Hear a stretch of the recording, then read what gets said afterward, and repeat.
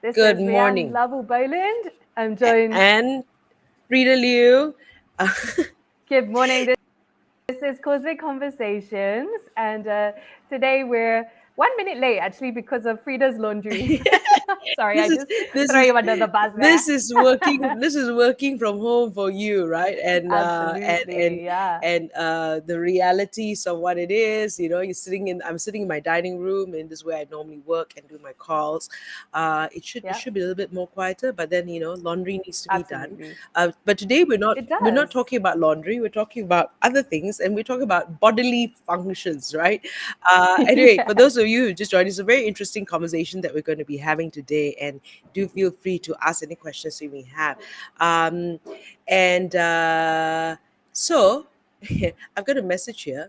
I am being seen, right? So giving you a sneak peek behind the scenes at Causeway Conversations. There's a little ritual, right? We've got before going live, and what we do is like we casually say we got to go to the toilet, right? And not giving it a second Yep. thought in Malaysia and Singapore. No, not really. No. But sadly, not Yeah. everyone has this luxury. Last year, the UN recorded that 3.5 billion people around the world still do not have access to clean and safe toilets.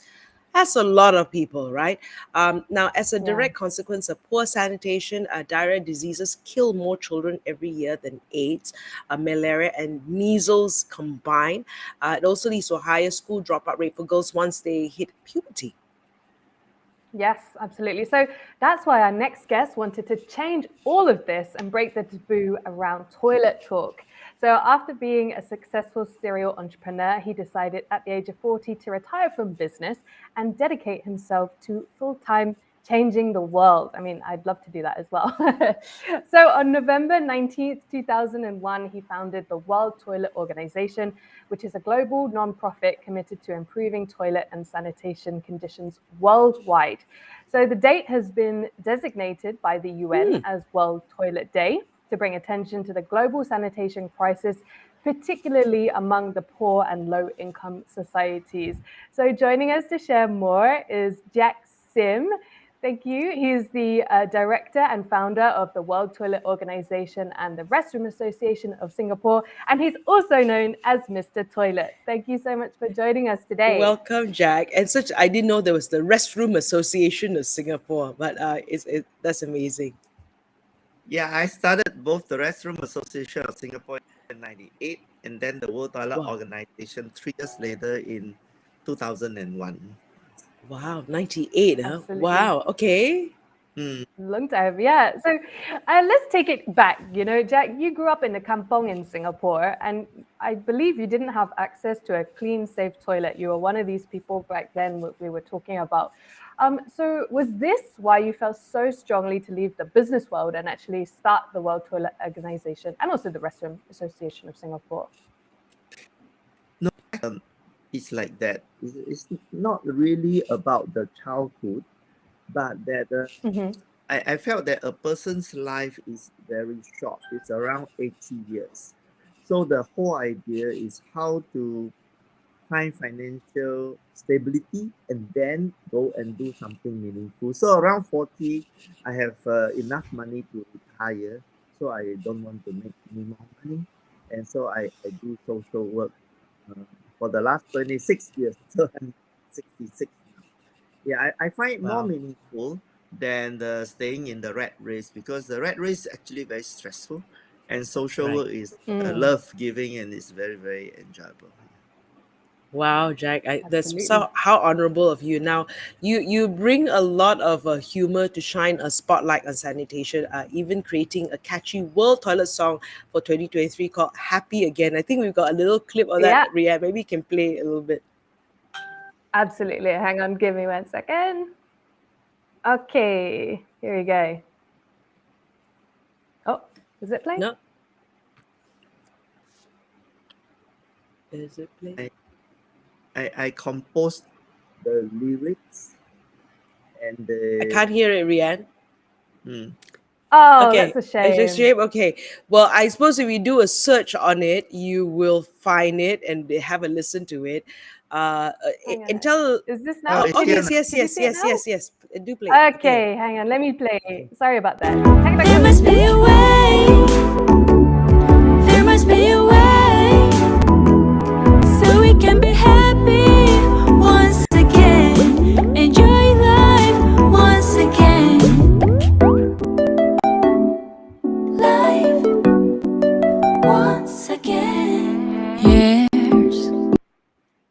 Okay. So cool. Let's see, we got, yeah. So Jack, I mean, of course, tell us a little bit about the song, but even setting this up, what were some challenges you faced while trying to break the taboo of talking about toilets? So first of all, this song, I met a girl who's working with the World Bank sanitation department, Mm-hmm. and she says she likes to sing, and I say I like to compose a song for World Toilet Day, but I don't know music, so I write poetry, and I send it to her, and she run it through some AI music composing app, and it turns out a catchy tune. Then she went to a producer, a guy called Kina Seka in Indonesia, and they went to a studio, and after a few iterations, they got it right, and it became a very good song. So in life you can do anything you want now because there's AI, and you just have to start and figure out, and you don't need to know music, you can do music. So in telling the story of toilet is a subject that people feel very disgusting, and you feel want to avoid it. But once you use music, use humor, use storytelling, suddenly you find that everybody wants to talk about toilet, wants to talk Right. about the issue. So we created the United Nations World Toilet Day.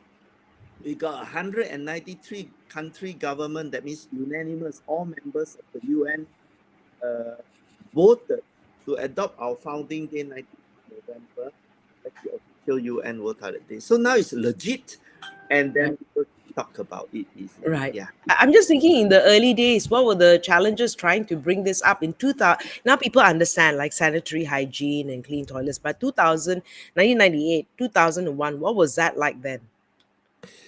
At that time, people were very surprised because at the time, sanitation was parked under an agenda called water. And so they say, whenever I say water, I mean water and sanitation. I say, but you didn't say sanitation. How would anybody know? It's almost like saying, whenever I say men, I mean men and women. We don't have to talk about Mm, say man. mm. And then we just say water. I say, this is nonsense. You have to talk about it. So I created the World Toilet Organization to give sanitation its own platform. And the acronym WTO catches the attention of the global media. They thought that, what's that to do with the World Trade Organization? And so I told them that, this is all about big and small businesses that we do in the toilet. And they laughed. And after that, it went viral. And 13 years later, we became a UN day. So I think that the storytelling has been very important, because if we didn't exist, they'll be still calling it water. Absolutely. Well, I mean, you just shared a little bit then, but the World Toilet Organization's mission is to continue to build the global sanitation movement that inspires and drives demand for sanitation. So, I mean, just tell us a little bit more about the ways you do this, and are there any case studies that you could share with us? So in China, when they are preparing for the Beijing Olympics for 2008, we started the World Toilet Summit in 2004. At that time, China toilet culture was very, very backward, and they have no choice but to clean up. So we work with them to clean up, renovate 6,000 public toilet, tourism toilet, and Putong toilet in Beijing. Wow. Olympics turns out successful, one of the best in the history of Olympics. And then all tourism toilet in China, every province, city, tourism bureau start renovating toilet, and they realize that better toilets, more tourists. So that's very profitable. And today, you go to any China tourism toilet, it's clean. And the public toilets are also nowadays. Right. So what I felt is that this transformation, it took 19 years, but the transformation is so big. Right. In India, we got Prime Minister Modi working on building 110 million toilets, and he Right. won landslide victory, and that's the biggest toilet. started in 2007. Then we went to Brazil to lobby the Senate, 69 senators, and convince 45 of them to vote to allow public-private partnerships because they 50% of their shit not treated. Now we attracted 15 billion US dollar investment into the sewage treatment plant. And in Africa, Nigeria, we are also going for so Right. everywhere we are We tend to lose you a little bit every once in a while when you talk, Jack. But yeah, Yeah, but the audio is just coming in and out a okay, little bit. but Yeah. yeah, but no, but interesting stories you've got in Brazil, you've got in China. A very interesting point you said, right? Better toilets means better tourism and other things as well. And I think also what's very interesting you were talking about is education, right? And this is so interesting. Education and training around sanitation topics. So there is the WTO initiated the World Toilet Colleges in Singapore, uh, Rishikesh, and also in Maharashtra in India. What goes into the curriculum courses and workshops, and how does it impact the students and water community for the better? Because I think that's great, right? You're doing these things on a global scale, but it also begins with education. So what goes into the curriculum? so when you want to clean toilet, once a good sanitation, you have to teach people to maintain it. Otherwise, after you build, it will be dilapidated and left alone. So you need to clean it, empty it, the sewage tanks, and you need to also train the cleaner, the sewer diver to stand above ground because in India there's this job where you employ a low caste person to dive into the manhole, immerse himself full of shit just to clear the chokage. And when he emerged, he's full of shit. This is so inhumane.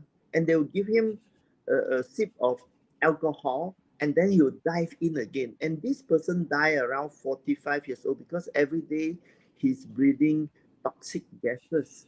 And so we say this Wow. is not right. And we put them on the above ground and give them machines to work and train them. So this is changing people's life as well. We have now 15 World Toilet Colleges in all over India. Wow. 100,000 sanitation worker trained. So the we don't just train them, we also place them. So after training, we place 90% of them get placed into shopping center, into hospital, into offices building, and from casual worker they become a full-time employees. Just before Rianne goes to the next question, I just want to ask you: is this, is it the system, or is it also human? I mean, is it largely the human behavior that needs to change when it comes to water and sanitation? I think human being follow what is the norms, what is the environment. If you change the norm, they follow the new norms. So I think we, as policymakers, we do not blame the user. We motivate, we design ergonomics, we design policy, we design financial tools. And once the policy is right, you get it right. Yeah.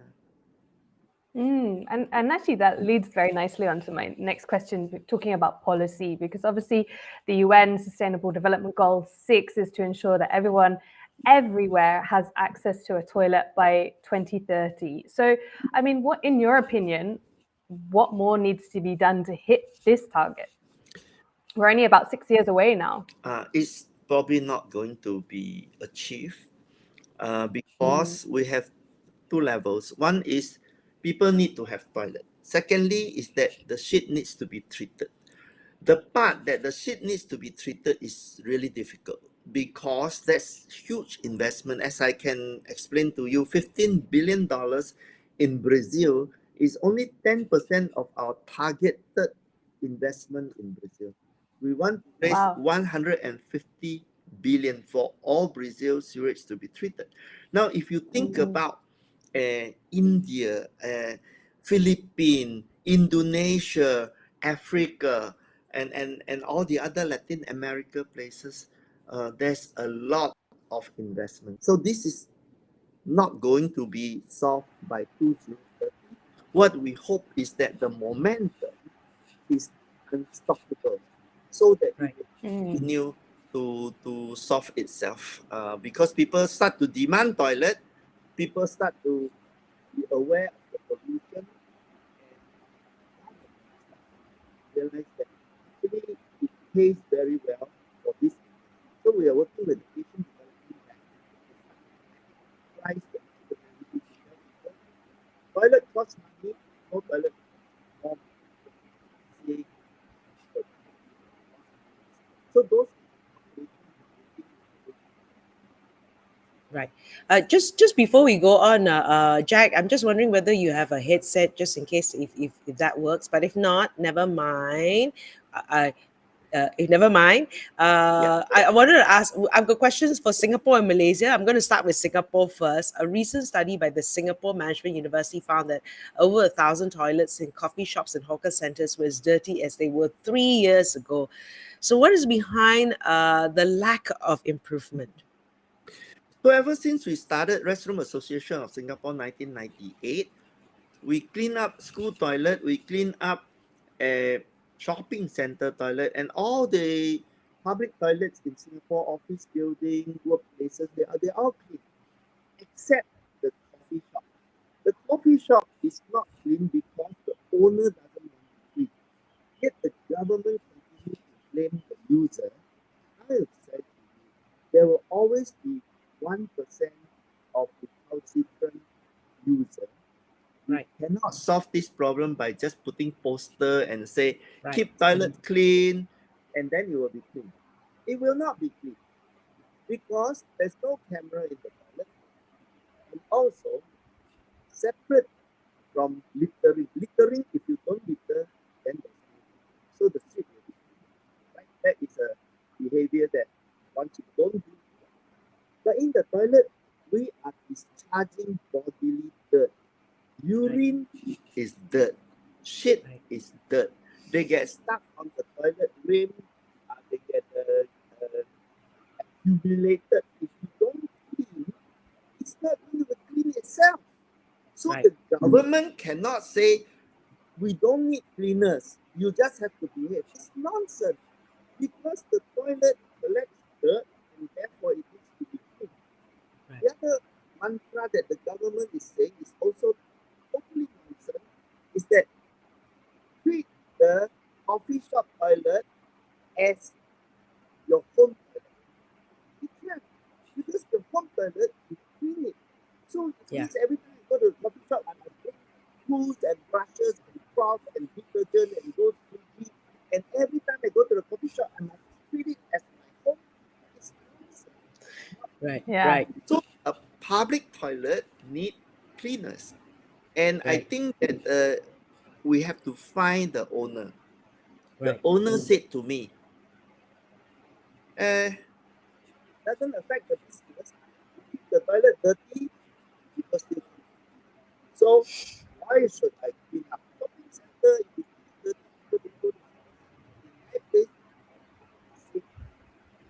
Dirty people go. Clean. Everybody come. Oh, so this kind of attitude is very wrong, and the government need to find them. But the government don't dare to find them. It's very, very important. And the government didn't find them, and they keep on blaming the user. I tell the government, stop doing that, because you have been blaming the user for 30 years. It didn't work. All you have to do is to find the owner and close down for a week. All the tenants to tell the owner, wake up.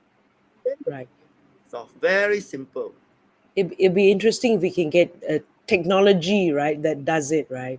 But yeah. So I mean, so it's a case of having to, you were saying, right, addressing it to the coffee shop owners. Yeah.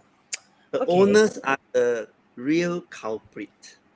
And I think that the government is so scared of the owner. This is something we don't understand. Just everything will be able to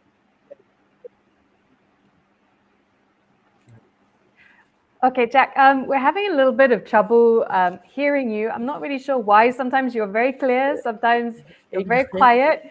So he's just I don't know if, or maybe just lean in a little bit closer to go closer. the camera microphone. I think Yeah, I think that helps. Yeah. that I one think is I'll better. just go Yeah. closer. Yeah. Yeah. Okay.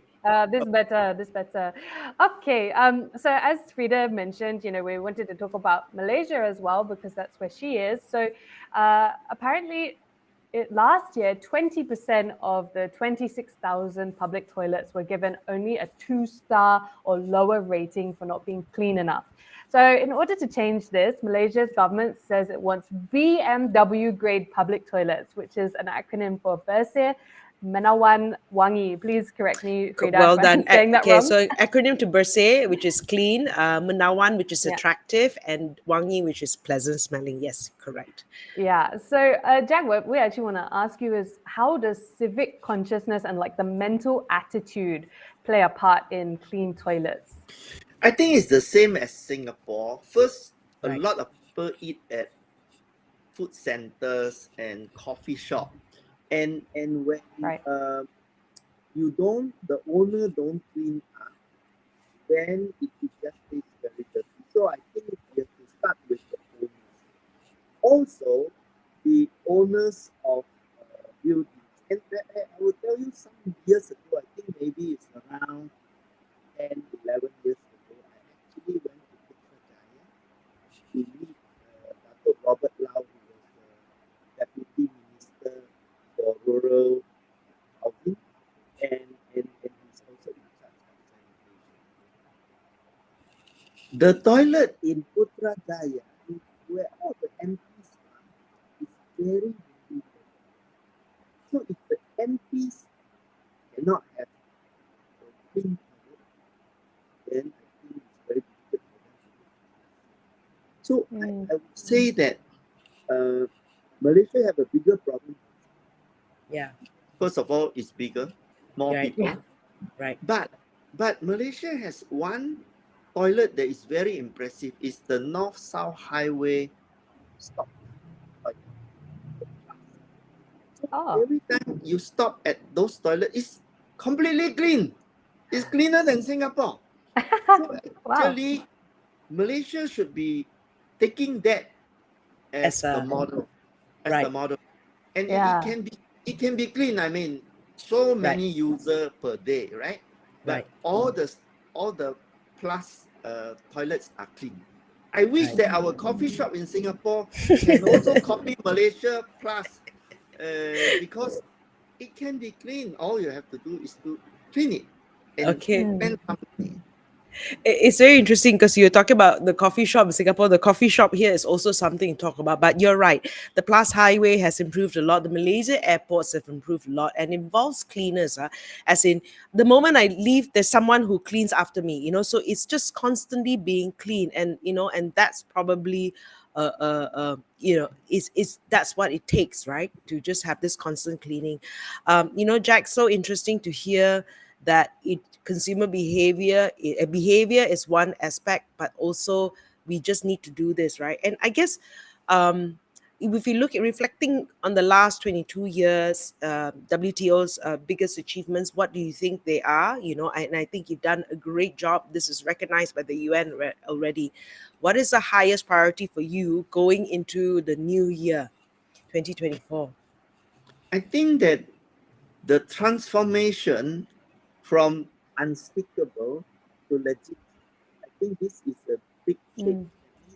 Now people feel it is okay. Right. The pool P sanitation, because the UN said so, and we have created the UN World Toilet Day. So I think that itself is big. Then the impact of changing in India, where the Prime Minister become the champion for clean toilet, clean sanitation, and then China, President Xi Jinping himself headed the China toilet revolution. That's really big. I mean, we're talking about the two biggest. Right. Then Yeah. the Nigeria, last year World Toilet Summit in Nigeria is hosted by the president of Right. Nigeria Wow. with 36 governor, all 100% attendance, you know. And that's another very big country that we have a success in starting to work with. And then in Brazil, another very big country, we have started to treat their sewage because Right. all of them have toilet, but they don't have sewage. So Right. the Gates Foundation is also joined in to promote sanitation, and lots of other people suddenly join in. So I think that the big achievement is that Yeah. the World Toilet Organization has made sanitation a Right. Yeah. And it takes leadership on your part, definitely, in doing this, and of course leadership then who recognizes this from the precedence of these, and when it starts from there, then the work happens. Thank but you, Jack, for the you amazing know, work that you. thanks. But you must also know that if we stop our work, then Yeah. what will happen? We have to compete in Mm. the at awareness, public awareness against other things like climate change, Yeah. Right. water, Right. HIV, cancer, and then we have to compete with football, with war in Yeah. Gaza and Ukraine, and then we have to compete with what they can eat for Mm. breakfast. So Right. if we don't continue talking about sanitation, I'm so worried that this subject will disappear. Right. So the role of the World Toilet Organization is very, very big. Right. And especially after with the pandemic, how hygiene, washing our Oh, yes. hands, everything, right? It became so important that it Yeah. came to our immediate Top of concern. brain. Yeah. Yeah. Yeah. Absolutely. Right. Well, Jack, it's been an absolute pleasure to talk to you. Unfortunately, we weren't able to hear you on every single word, but really appreciate you speaking with us, sharing your time. Yeah. Thank We've you. been speaking with Jack Sim, founder and director of the World Toilet Organization and the Restroom Association of Singapore. Thank you so much. And Jack, if you do you want anyone to connect? Is there a Facebook page, the people that can Oh join yeah, and things like that? Yeah. I think you can just find me Jack Sim at Facebook or LinkedIn. And please, anyone who want to volunteer, please contact me directly. I'll reply you directly. Yeah. Yeah. Thank you so much, Jack. And And of if course, anyone wants to listen to Jack's song Happy Again, I found it on his LinkedIn and it's definitely really, really catchy. I think I would highly recommend everyone go and listen to it. thank you, Jack. Thank you for the work that you're doing. Yes, thank I'm you. Freda Liu. I'm Rianne Lovell-Boland and this has been Causeway Conversations. Thank you so much and we'll see you again next month. Bye.